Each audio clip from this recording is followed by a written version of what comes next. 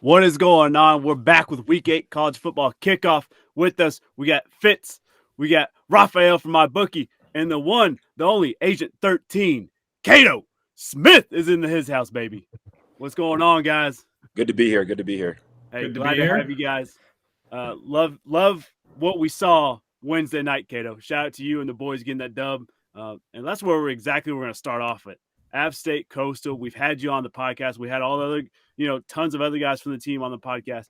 The one game that always popped up was Coastal. We've got to beat Coastal this year. I came back to beat Coastal. That's what you and T. Henney said. How did it feel, my guy? It felt good. So I watched the TV copy of the game yesterday for the first time, and it was way more stressful to watch than to play in, because playing in it, we always knew no matter how up or down we were that the offense had the defense's back and that everything was going to work out at the end, because we just kind of just manifested it throughout the week. We didn't really look at it as an upset or a game that we weren't going to be prepared for, not be in and ready to win. So it was just a great team effort, and it was just a super great thing to be a part of as a super senior, especially.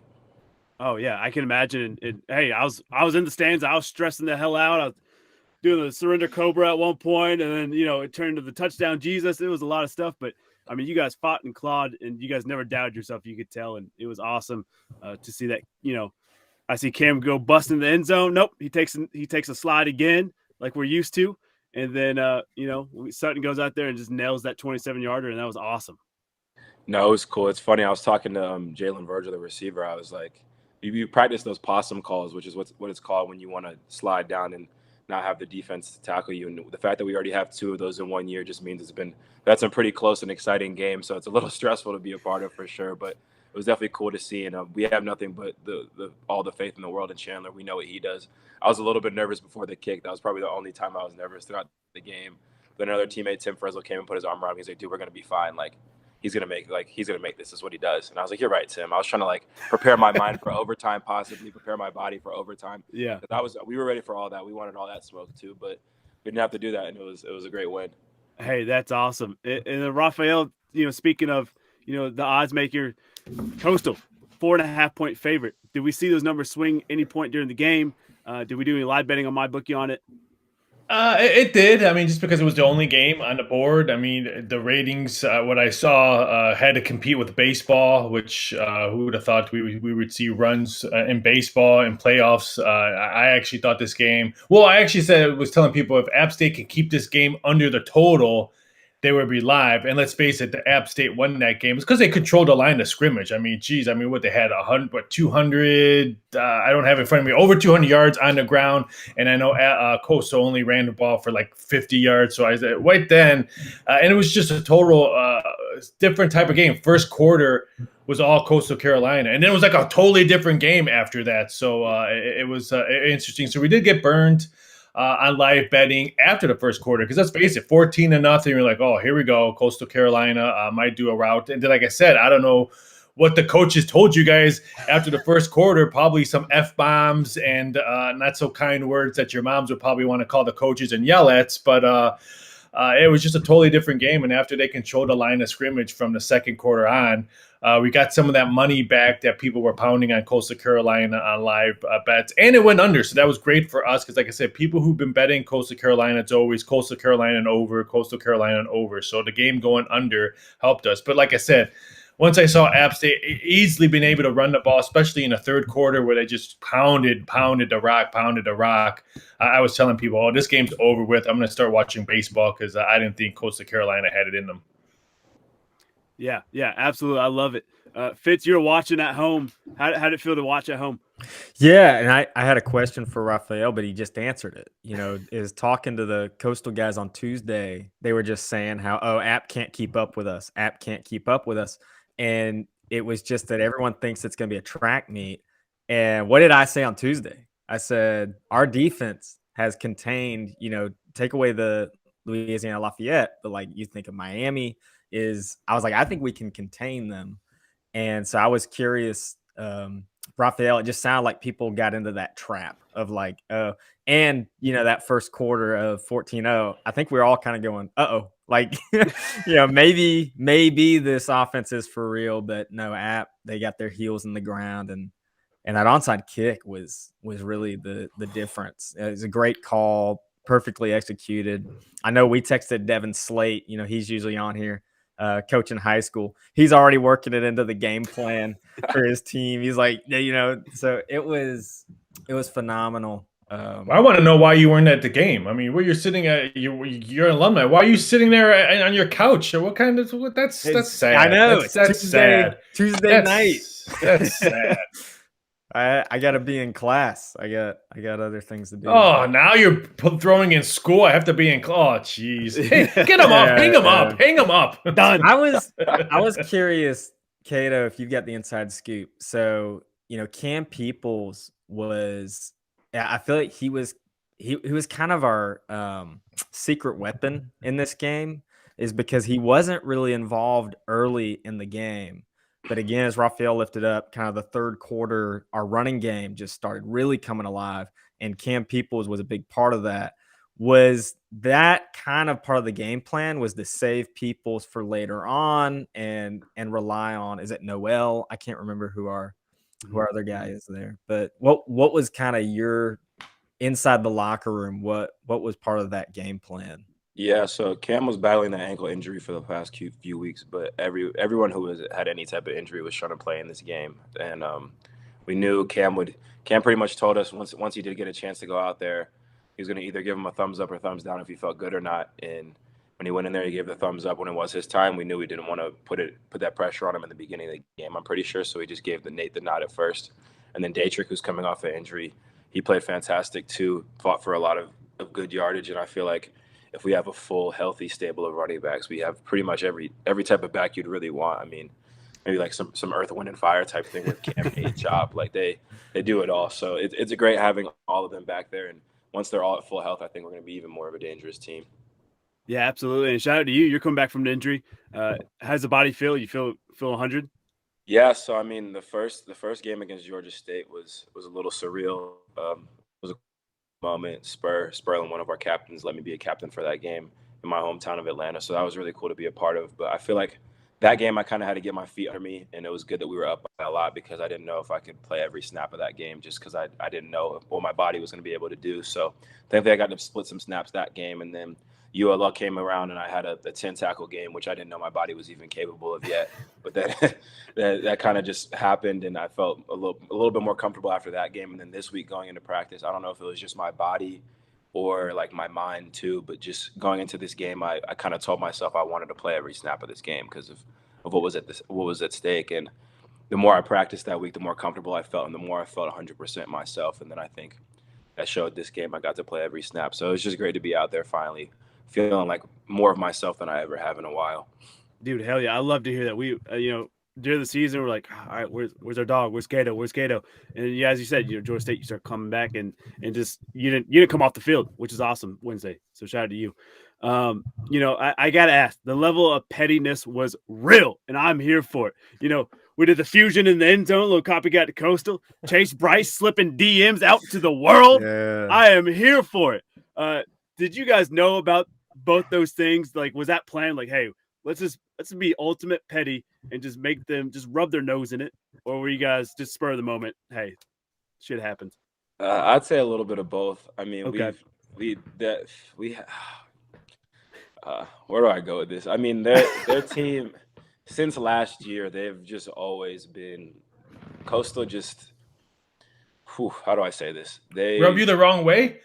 Yeah, I mean they're just different than ULL's had some success in this conference. Troy back in the day had some success in this conference. We've had success in this conference. And I feel like Coastal just went about it in a very different way, specifically over social media and in the press and stuff like that. So we've had to hear a lot of them for the past year. So we definitely keep our receipts, as some say, and keep some headline material, some billboard material to keep us going for a little bit for sure. But I mean, yeah, Chase showed us that before he even got here. We knew everyone on the team had been known about that DM, and Teddy and those guys, they like to talk a lot, and we knew that we were just going to stay silent, stay cool, and then after the game, we'll talk with our pads during the game, and then after the game, we'll maybe let you know a little bit.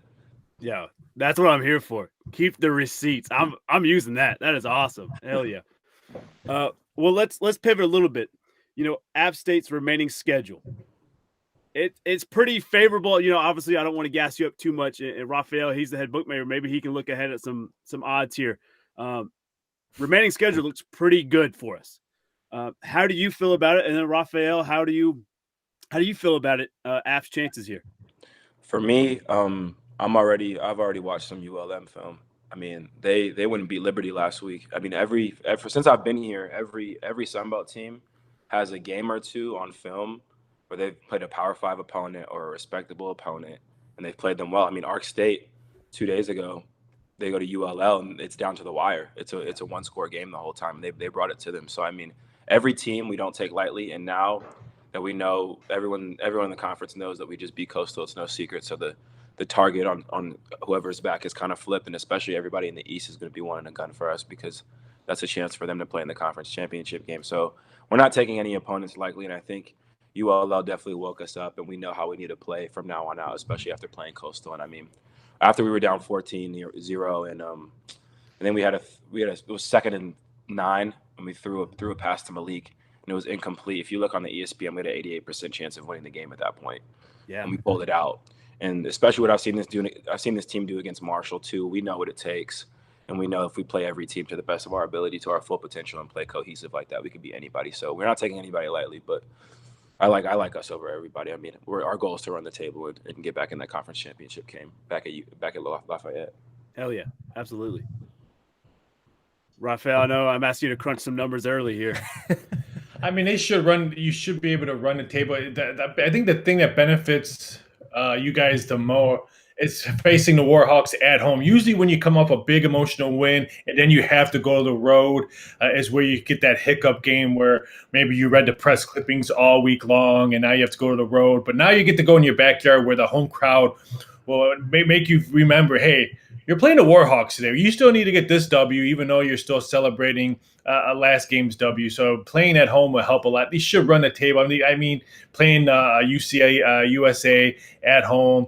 Troy's not the same Troy we've seen in years past, especially on the defensive side. When you think of Troy football, the Trojans, you always think of linebackers and defense and all that. They just haven't had that type of defense in years come. So I see you guys rolling the table pretty easily, unless bar some horrible injury or stuff like that. But playing the Warhawks at home the day before Halloween is huge because you're at home. Now, your crowd will remember, like, hey, who cares about Coastal Carolina last game? Let's take care of the Warhawks.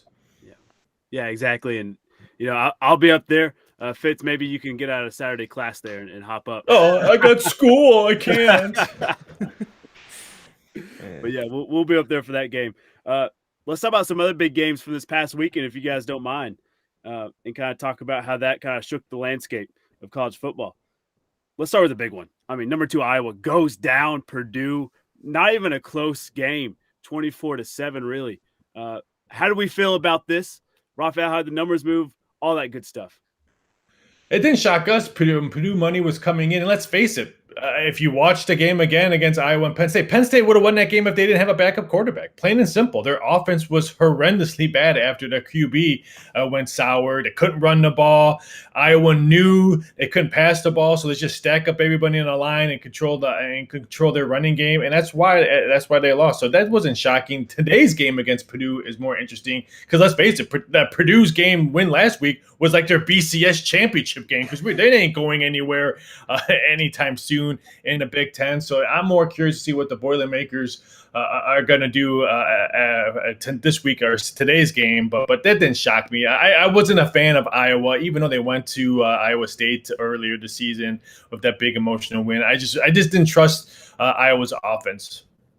Hey, I totally understand.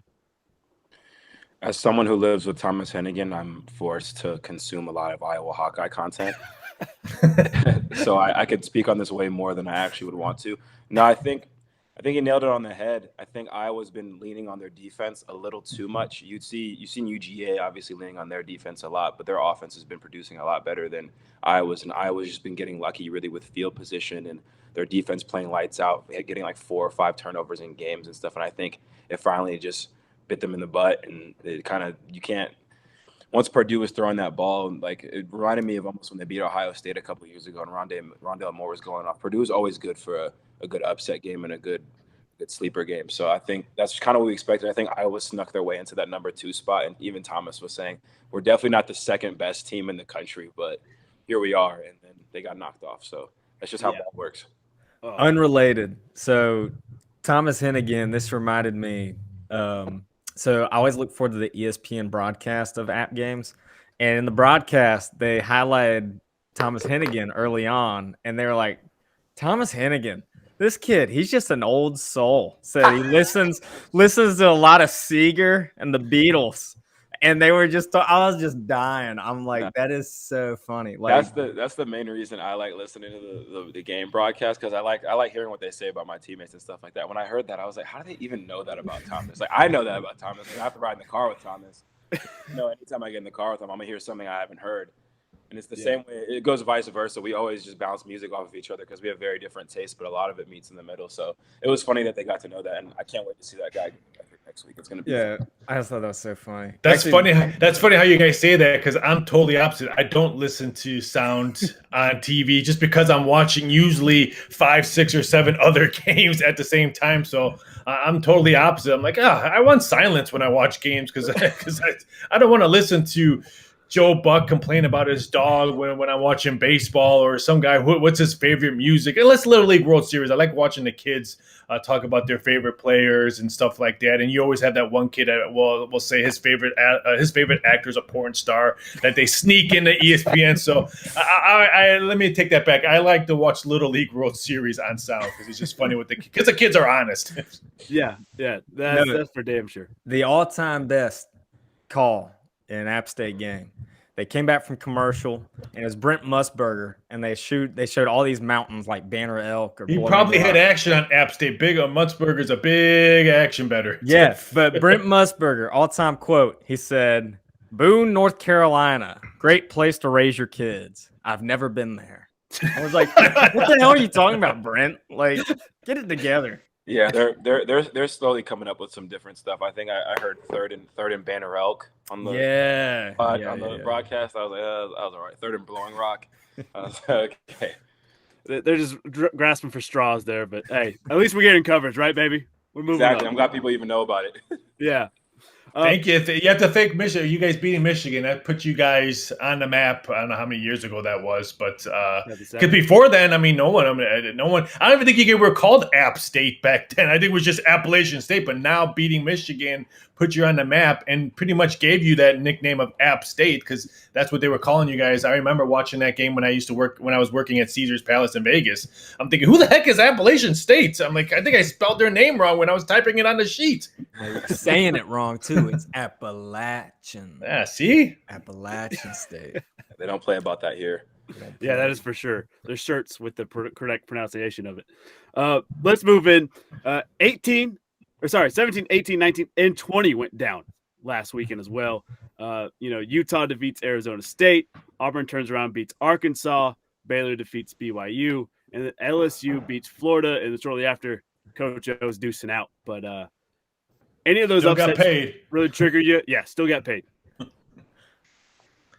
I would have to say LSU Florida game was kind of intriguing just because how they were able to run the ball. I mean, their offense was stagnant all season long. They Florida for some reason forgot how to tackle. I don't know if maybe they ate too much red beans and rice the night before the game or whatever. But yeah, they just forgot how to learn how to tackle. And then Coach O gets let go right afterwards. I think that game was a little bit eerie on that one, but is Florida really big of an upset? I mean, those two always trade victories on their home field, so that there wasn't a big shock. But I mean, they still have to play.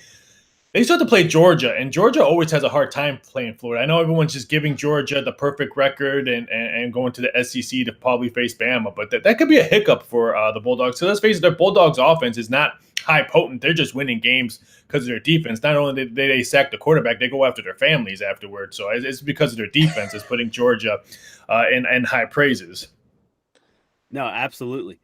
The game, obviously, being at a group of 5 school, we always keep an eye on the ranked group of 5 or independent schools. So we always keep an eye on the BYUs of the world. And I thought they should have lost their ranking personally the week before when they took a L to Boise State. I didn't know why they were still ranked after that, but then they go to Baylor and take that loss. I think their schedule definitely favored them in the beginning of the season, but I think they still have a great play caller there, but they just clearly lost so much talent from obviously Zach Wilson and the receivers they had last year. I think they're almost like some of those UNCs and other schools we saw that had a pretty high preseason ranking just going in because of their performance from last year, and you kind of just expected them to take a tumble. I think they'll lose 2 or 3 more games for the rest of the year. Yeah, they lost some depth too against that Baylor, especially on the defense. Some pulled hammies on their secondary. So I agree with you on BYU. If you're a non-power 5 and stuff like that, you want BYU to continue to be ranked because that helps everyone else's rankings. So I'm kind of glad that they're still on there. But like I agree with you. Don't sleep on San Diego State. I mean, I know it's a Mountain West team. If they can easily lose today against Air Force because it's preparing for that Air Force offense is no joke. But that could be a team that if they stay undefeated, I think their record could be a little bit better than maybe Cincinnati's. I think that's why everyone still has BYU ranked a little bit higher because if BYU would have ran a table, I would have probably jumped them over Cincinnati because if you look at their strength of schedule, Cincinnati's played a bunch of garbage teams besides beating one big key team. BYU would have had 5 Power 5 conference wins in their record if they would have stayed undefeated. Yeah. Also, Baylor did that thing where they have the students run out with the football team. I don't know if y'all saw that, but it looks super hype, and I'm just putting it out there that App State should try to do some version of that because that looked awesome. Hey, yeah, you hear that, Blaylock? Coach Clark, let's get this thing done. Yeah, Doug Gillen, yeah, have the students run out with us out the tunnel. That looked really hype. Someone needs to do a yellow field. We already have a blue field. We have a red field. So someone do a yellow field. The tradition here is a little strong. I don't know if you're going to see that at App, but yeah, maybe elsewhere. Jay Gray, welcome. We're talking about upsets, and this is a perfect time for you. Hey, guys. You're the queen of sip of death. Yes, it is the perfect time. Yeah, my thunder was stolen a little bit because I was thinking about taking Air Force today. Also want to point out that today Clemson is an underdog for the first time this season. So that's another one of those teams with the hype coming in and just not living up to it. I was close in taking them to upset Pitt today. Not going to jump on that train. Can't do that to my dad. So they're also missing Ngata today. So with COVID protocol and our offense is already just not there. So it could be tough in Pittsburgh today. So my upset, tried to pick against Wake Forest earlier this year. I'm picking against them again. I'm going to take Army at home over Wake Forest. The Black Knights. I don't trust Wake Forest. Yeah, I like the Black Knights. Don't trust Wake Forest. And I mean, anytime you play the triple option, you gotta kind of put that other team on upset alert because it's not something that you see too often. So I'm gonna take Army at home over number 16 Wake.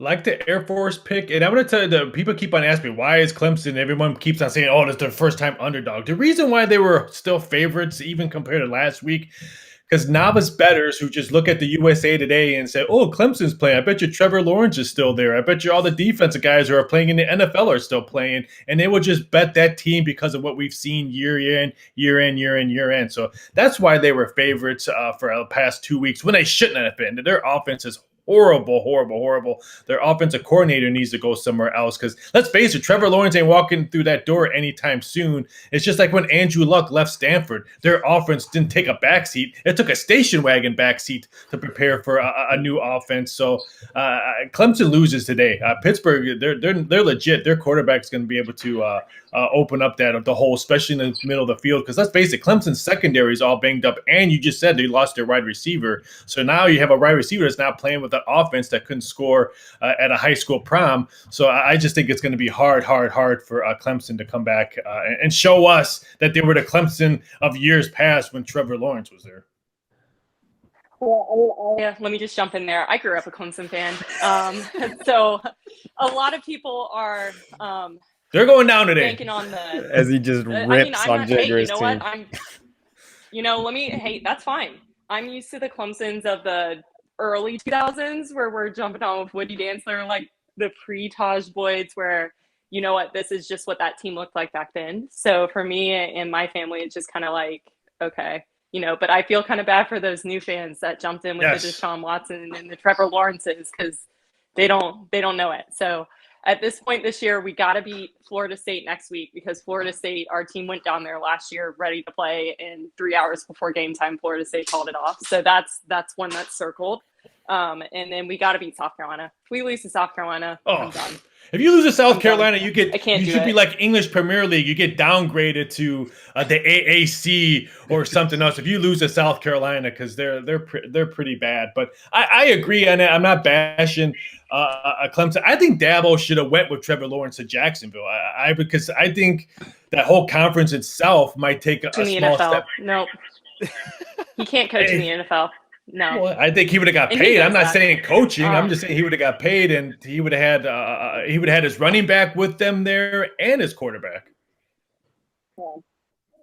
But he's smarter than that. I think he really loves where he is. He's still got kids that are at Clemson. Venables still has kids that are at Clemson, and I honestly don't think Venables wants a head coaching job.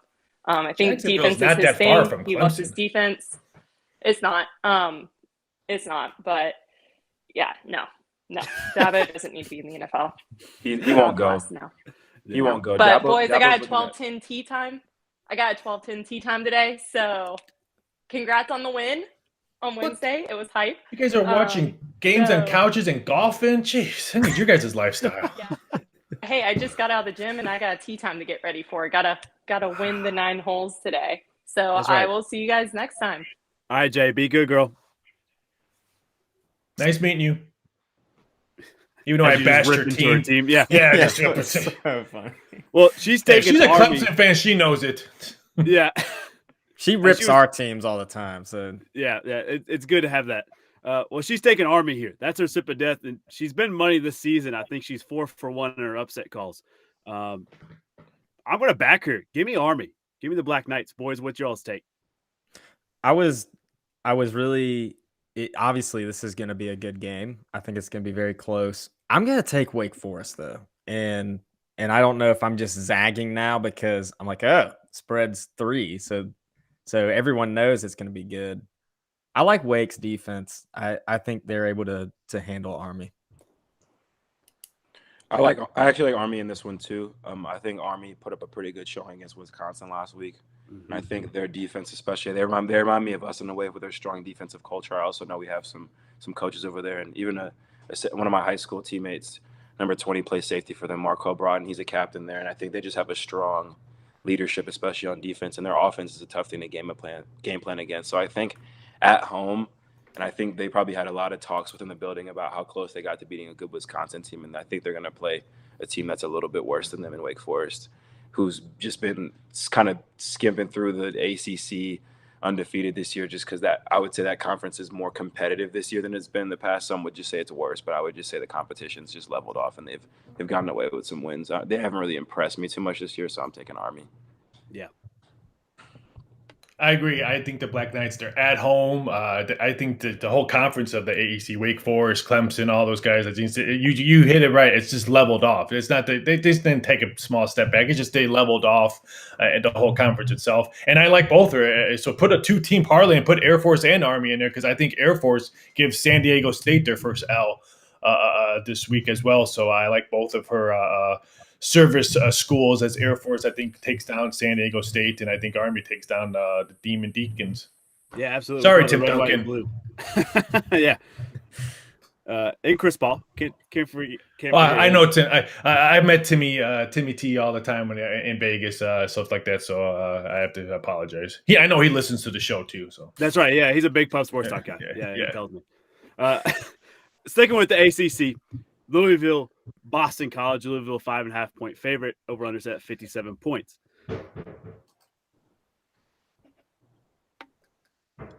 I think we're seeing a lot of points scored in this game. I would not be shocked if this over hits. I like the way Louisville's offense has been finally gelling.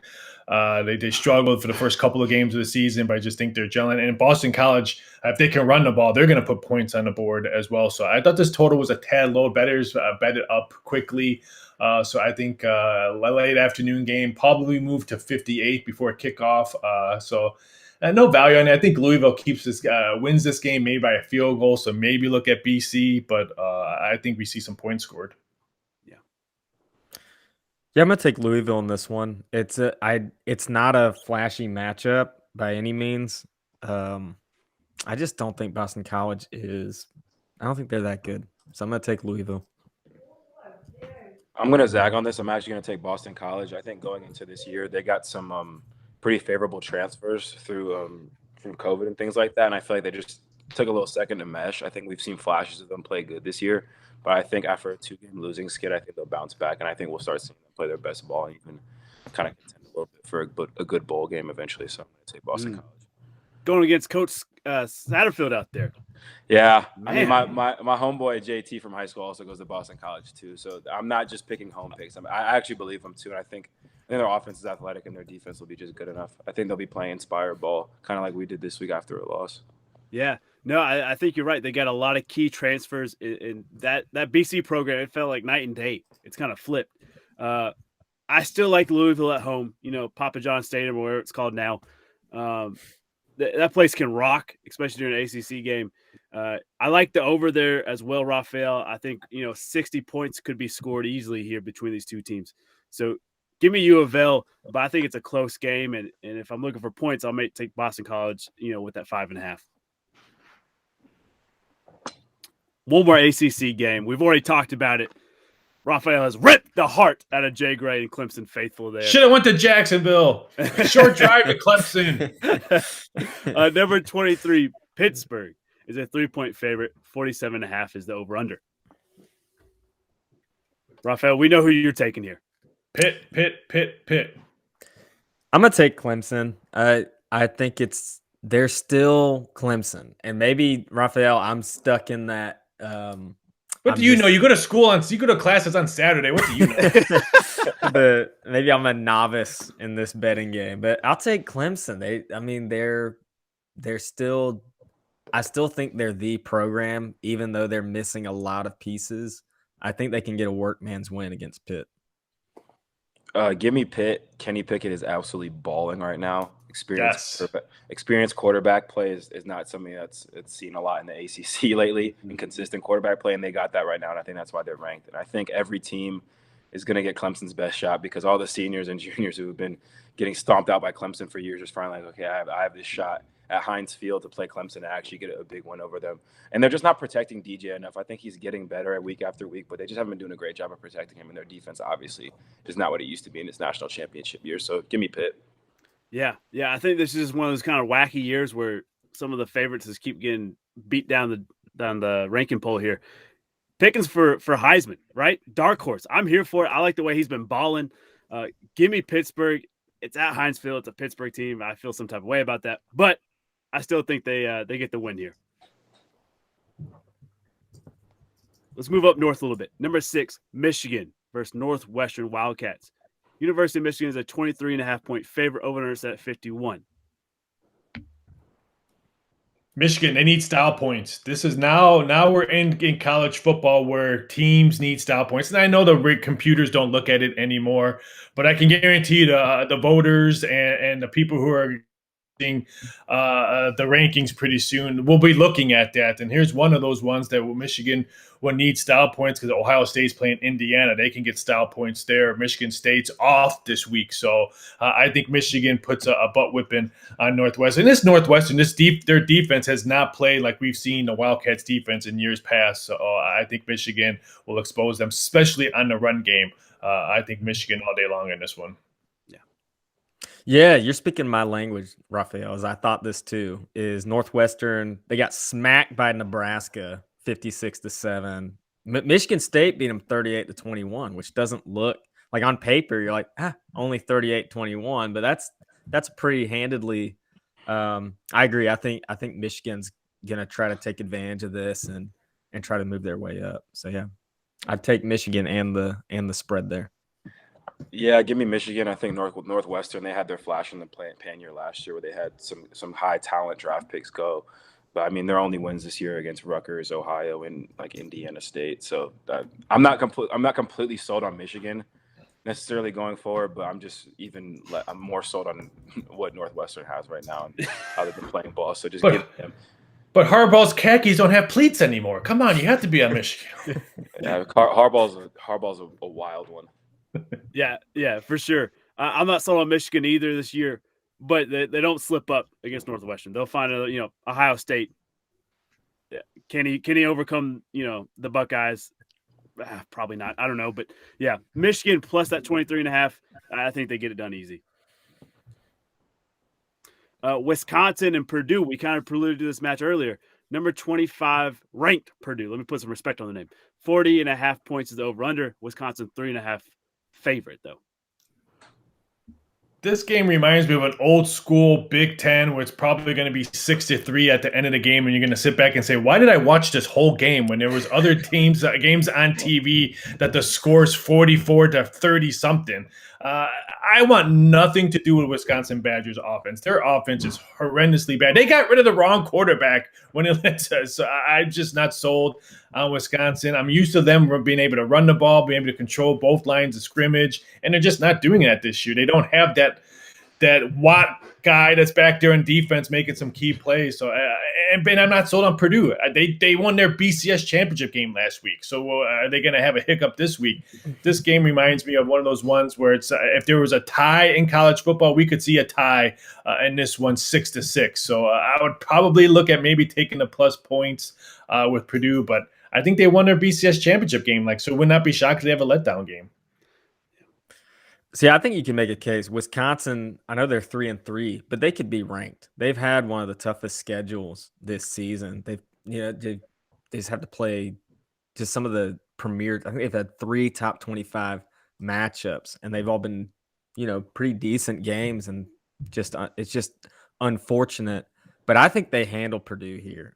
I don't think Purdue is top 25. I think Iowa was just bad, and they've bumped Purdue up at this point. So I'm taking Wisconsin.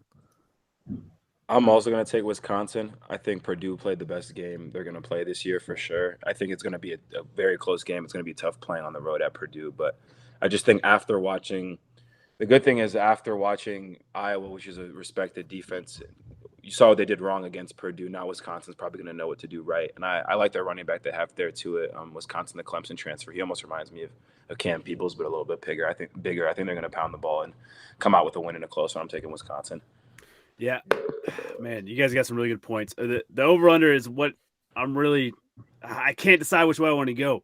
I said a couple weeks ago, 43 is kind of my sweet spot. If it's under 43, I like to take the over. If it's above it, then it depends on the two teams. But you're right. This just seems like an old school Big Ten matchup. I'm still taking the over though. It's 40.5 points. I mean, they can score 3 touchdowns apiece, right? Right? No. I don't know. But you guys are all taking Wisconsin. Purdue's gonna be rocking tonight. Home field. They might go black on black. Give me Purdue. They'll find another way to fumble the bag, but give me Purdue this week. Good luck. Yeah. Hey, I've made some bad decisions in life. Oh, well. Iowa State, number 8, Oklahoma State. Iowa State is a 7-point favorite. This is at Iowa State. What do we say? This is one of those games that every ranked team is going to be watching because if OK State continues to win and stay perfect, and I would booster them up against Oklahoma, who's had some tough claws all season long with wins, I would have to maybe leapfrog them if they continue to stay perfect before they go head-to-head matchup. This is a game that I think is going to – here's another under game. Defense is going to rule this game. I really like how the way Iowa State's defense has played since they lost that home game to Iowa or early in the season. I think OK State skates by and maybe wins by 4 points or less, but I like the Cowboys in this one. Man, that spread's crazy. I do think this is a game a lot of people want to call this upset. Iowa State is a tough place to play. Oklahoma State, have they had a true test this season? I know Baylor is probably their only matchup that really you go, yeah, that was a decent opponent. So, Yeah, I think the spread's a little skewed. I like Iowa State, but I don't think it's going to be by 7. So I would go against the spread here. I don't know, Raphael, the correct terms for that, but yeah. Take the I'm gonna- points. You're saying take the +7. Yeah, I would take the +7. But I do think college tuition on it. Just put all your college tuition. But I Skip do your think- classes on Saturday Yeah. and just put it all on the Cyclones. But I do think Iowa State could win this. Like they could win by like 2, 3, or 4 points, but 7's a stretch for me. I'm not a betting man, but if I were a betting man, I would absolutely stay away from this game. This just seems Smart. It just seems like a stay away from me. These two teams, you really don't know what to expect from them week to week. Really, the conference in general, week to week. But if I had to pick one, just money line outright, I'm taking Oklahoma State. I think they've just proven that out of all the teams in this conference, that they can win and finish games better than anybody else. And I feel like at this point, in this point of the season, going into November, that's kind of the most important trait of a team. So give me them. I know Jack Trice is going to be bumping. They love their ball in Iowa, but I'm taking Oklahoma State on the road. Yeah. Cato, you're a smart man. Very smart. Those 6 years of college has paid off for you pretty well. Oklahoma State, they're going to get the job done. I'm not touching this bet. Maybe that over. That's about it. I think Oklahoma State has a date with destiny, and that's Oklahoma impounding Spencer Rattler or Williams into the ground all night long. I think it's a little revenge game they've got circled on their calendar, and they're going to get there. So give me OK State. Speaking of Spencer, keep an eye out for him at transfer portal to maybe go into that Orange school we were bashing at earlier. Ooh. Oh, you think so, Clemson? I heard some grumblings. Was it not? Was it today? Saturday, Thursday? That could be one of the schools that could be looking into him. Ooh. If their O line keeps playing like this, they're going to have a hard time getting quarterback recruits out of high school in general. So they're going to have to clean that up if they want anybody good to transfer their quarterback. Hey, you're absolutely right. I also saw something that was like Spencer Rattler's the new Tate Martell, which I was like, oh, wow, gut punches. Ouch. All right, LSU, Ole Miss. Ole Miss is an 8-point favorite. Over-under set at 76.5 points. Both these teams can score quickly, especially Ole Miss. What do we say? I like the points in this one. LSU is playing on house money now. They have nothing. They're the monkeys off their back. They already know that their coach O's not going to be there. The reason why they let him go now and paid him because they didn't want him to talk since they have so many legal stuff behind closed doors. That's why they gave him his full $16.7 million in his pocket. But like I said, if they're able to run the ball, I think they can keep this game close. I think Ole Miss wins. They're banged up, too. Corral's all banged up. The secondary is banged up as well. I think LSU covers one, and I think it goes under because I think LSU is going to want to establish the run and keep Ole Miss's offense looking at the tablets and playing Candy Crush instead of being on the field. I think we see I don't want to say a low-scoring game, but 76.5 is high, especially with LSU, who said all week long that they want to run the ball against Ole Miss. Mm-hmm. Who would have thought that just a few years after Joe Burrow versus Trevor Lawrence in the championship, that both LSU and Clemson would just be imposters? I think LSU are imposters in this game and this season. So I'm taking Ole Miss. We were talking about Dabo should have left. Coach O should have left with Joe Burrow and Joe Brady. I think they have a lot going on in there. A lot of I've heard rumblings of just different political issues as well. That they just big time. Just not seeing eye to eye from the top down. So I think LSU, they definitely have a lot of different things happening in their organization right now that they're going to have to do a lot of self-reflection after the season.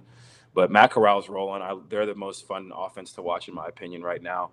How they go for it on fourth down and how aggressive they play. And I just think with all the other problems LSU has right now, I think the last thing they needed was to play one of the most high-powered offenses in the SEC. So I'm taking Ole Miss by 2 touchdowns. Yeah, absolutely. And I think LSU kind of, they juiced out after that Florida win. I think that was kind of their emotional win. Coach O, last gumbo, let's go get it. Give me the Rebs. I think Ole Miss gets it done. I'm with you though, Raphael. I think LSU is going to try to slow down the game, keep the ball out of Matt Corral's hands. So that under is probably going to hit, but I think Ole Miss gets this win. I see Ole Miss winning by a touchdown. I mean, I'm not saying LSU's upsetting them. Yeah, right. You're taking LSU with the 8. Yeah, I just think it was 9.5. And the wise guys, I mean, I seen not a 6-figure bet come in, but multiple six-figure bets coming in on Ole Miss. So it's a lot of smart money going in. And I just think it has a lot to do with the injury. So, I mean, like I said, Corral's not healthy. The secondary is not healthy. Yeah. But I still think they get the W. Yeah, absolutely. Can I just make a side note here? Anytime you say the wise guys, I love it. I'm here for it. Well, I had the names who bet him. I just probably shouldn't say them. Yeah, exactly. Hey, you're doing us all a favor here. All right. I don't want you guys to get whacked after the show.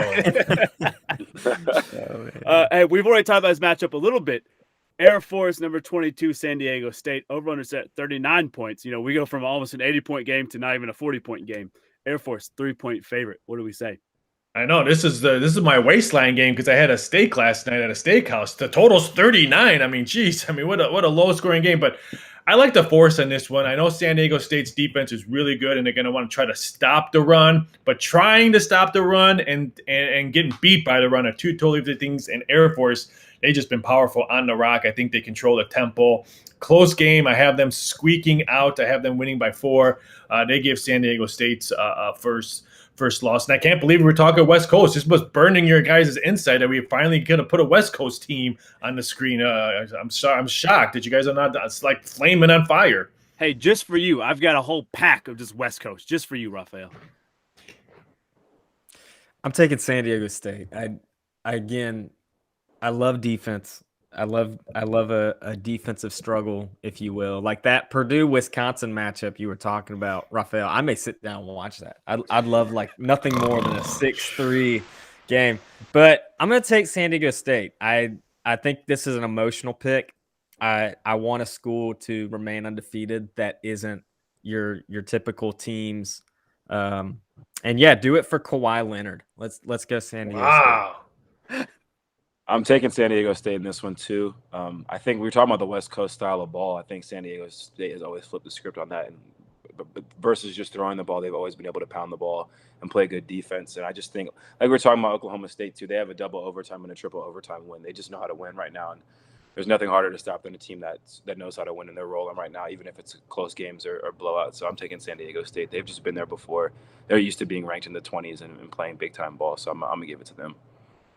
Yeah, I mean, they had coming off that huge win against San Jose State. You know, that seemed like two just really untraditional teams getting a chance to go make a run for a huge bowl game here. And you're right, they learned how to win. But man, Air Force triple option, it's a different vibe, it's a different energy. Oh, damn. Hey, red, white, and blue parlay. Let's hammer on it. Let's go Air Force. Don't throw Navy in there because they're awful. Yeah. So maybe just the red and blue. All right. Yeah, as a person who had to watch Navy play ECU on film, you had to scout for ECU. Yeah, don't put Navy in that parlay. Don't put Navy in that parlay. Hey, Utah, Oregon State. Utah coming off that big win against BYU. They're a 3-point favorite, over under at 57 points. Reser Stadium's not a tough place to steal a victory, even when they were a bad Oregon State team. Going there because you never know. It could be sunny while you're warming up, and then you come out from warming up and it's windy and rainy and it's misty all over the place. I think we're going to see a lot of points going. I like the Beavers' offense, and Utah coming off that nice win last week where they outplayed their opponent in the second half. Totally different Utah team. I think we're going to see a lot of points scored in this one. I think whoever wins, I have no idea who's going to win this. I'm going to be rooting for Utah just because of what they've been dealing with the depth and their team and all that. I'd be rooting for the Utes on this one. I think whoever wins this game wins by a field goal. But I think we're going to see tons of points scored in this one. Would not be shocked if this total is around in the 60s by the end of the game. I'm going to take the home crowd on this one. It's one of those games that I think it is a coin flip in a sense. I'll take the Beavers just because it's at Oregon State. I'm going to take Utah. God, they're just tough, and they're fun to watch. And I think, like Raphael said, obviously they're a hard team not to root for with everything they've been through this year. But if you just watch them on film year after year, they're never the most talented team, but they fight hard and they play hard, and it's evident when you watch them play. And I think this is going to be a close game, and I'm just taking the team who seems a little bit tougher in Utah. Has to be with their coaching staff. I mean, just to get their coaching staff is just always on par, and their players want to play. You could tell their players are playing for their coaches, not for the name, the jersey name. They're playing for their coaches on the sideline. That's why I love watching Utah play. Yeah, they've been awesome. And 2 weeks ago they deal with the tragedy of a player dying, and obviously that Saturday I was like, yeah, you hammer down on them. They're playing with emotion, and I was like, well, maybe that emotion ran out against BYU. Nope, they're still full of it. They're still getting after it. They're inspired. Give me the Utes. Now there is a chance of rain all throughout today over in Oregon State, which that could affect the over under. I don't know, but hey, like you said, 5 minutes. You can wait 5 minutes and it's sunny and shiny, and we can see an explosion of points. The Utes should have beat San Diego State. They lost in overtime, and they had many chances to steal that game in the fourth quarter. So they could have gave San Diego State their first loss. Yeah, you're absolutely right. 2 more games here, boys. BYU, Washington State. We've already kind of covered BYU a little bit. Over under set at 56.5. BYU 4.5 point favorite. I just don't know what this Washington State team's going to be like. Not only losing your head coach, but you lost 4 other coaches. I mean, just like people were asking me, "Oh, what's the Raiders going to do when Joe Gruden?" I mean, when Gruden left, hey, Gruden was the only one that left. Not 4 other coaches left with him. I'm just really, really curious to see, and how's BYU going to be able to bounce back on this one. I want to say BYU wins this one, but now the Washington State Cougars, their players want to play with a lot of heart and play for those coaches who are no longer there. This one's a toss-up for me. This is one of those ones that just sit back and watch it. I'm going to be rooting for Washington because those kids that are over there playing right now didn't deserve what the cards they got dealt with on this issue. No one's really got the cards dealt with during this pandemic. So in heart, I'm going to be rooting for Washington State because those kids didn't have anything to do with that decision that happened.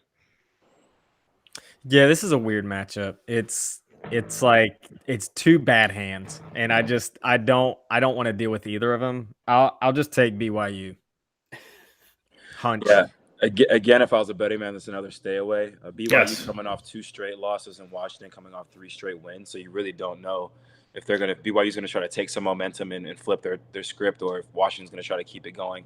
I would take the points over on this. I think there's going to be a shootout. This is 2 high-powered offenses, and I think I'm just going to take BYU. I think after losses, offensive coordinators are just going to try to come out with a script of 10 plays, take shots, and do what they do and put points up. And I think Washington's going to have to respond. So I'm just going to take BYU just because I think they're going to set the pace on offense and push us to be a shootout, and Washington's going to have to keep up. But I think I'll take BYU.